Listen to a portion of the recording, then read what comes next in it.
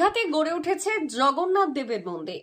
রথযাত্রার আগে রাজ্য প্রশাসনের উদ্যোগে বাড়িতে বাড়িতে পৌঁছে যাবে জগন্নাথ দেবের প্রসাদ। সেই মতো প্রস্তুতি চলছে ব্লক প্রশাসনে। বিভিন্ন ব্লকে ইতিমধ্যেই মিষ্টির দোকানগুলিকে বরাদ দেওয়া হয়েছে, তৈরি হচ্ছে মিষ্টি। নারায়ণগড় ব্লকেও সেই কাজ শুরু হয়েছে। দোকানে গিয়ে দেখা গেল প্রসাদ তৈরির কাজ। জানা যাচ্ছে বেলদা এলাকায় প্রায় 16,500 মিষ্টির প্যাকেট তৈরি হচ্ছে, যে প্যাকেটে থাকবে একটি করে প্যাড়া এবং একটি করে খাস্তা গজা। সেই মতো প্রস্তুতি চলছে প্রশাসন এবং বরাত পাওয়া দোকানে। এদিন স্পিড নিউজ বাংলার পক্ষ থেকে সেখানে পৌঁছে গিয়েছিল আমাদের প্রতিনিধি। জানা যাচ্ছে আগামী 21শে জুন থেকে শুরু হবে এই প্রসাদ বিলির কাজ। দীঘায় জগন্নাথ মন্দির উদ্বোধনের পরেই এমন সিদ্ধান্ত নিয়েছিলেন মুখ্যমন্ত্রী মমতা বন্দ্যোপাধ্যায়।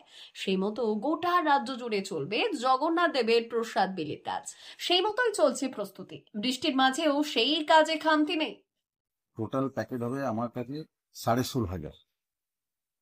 কি কি থাকবে প্যাকেটে? প্যাকেট থাকবে গজা, খাস্তা গজা একটা, আর প্যাড়া। কিভাবে তৈরি করছেন? তৈরি যেরকম সব থেকে ভালো মান নিয়ে আমি করছি, রসুই গোল্ড ঘি আর তুলসী গোল্ড রিফাইন আর ভালো ময়দা। এই প্রসাদ বিতরণের প্রক্রিয়া কবে থেকে শুরু হবে? আমাকে তো বলছেন যে 21 তারিখ আটক অঞ্চলকে দেবে 2100।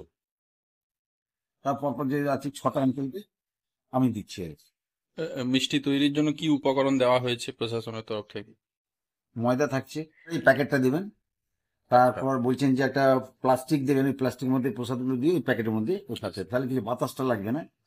আর 7-8 দিন নিশ্চিত। গজা তো সে 10 দিন 12 দিন লাগলেও কিচ্ছু হবে না, তারা 6-7 দিন কোনো প্রবলেম নেই। প্রস্তুতি কতটা আপনাদের? প্রস্তুতি ধীরে ধীরে করছি। এই ওয়েদারের জন্য প্যাড়াটাকে বন্ধ রেখেছি, কারণ এই ওয়েদারে কি হবে, প্যাড়াটা ভিজে যাবে, দিলে গ্যাস এসে যাবে। সেই জন্য আমরা এটা প্যাড়াটা ওই জন্য গজাটা করছি। ভাজা হচ্ছে, এবার যেদিন হবে তার 2 দিন একবার রস দেবো, কারণ শুকনো রাখতে হবে, রস যেন না লেগে থাকে। নির্ধারিত যে ডেট আছে সেই ডেটে আপনি সাপ্লাই দিতে পারবেন? হ্যাঁ হ্যাঁ। ওয়েদার তাতে কোনো অসুবিধা? না না না, কোনো ওয়েদার।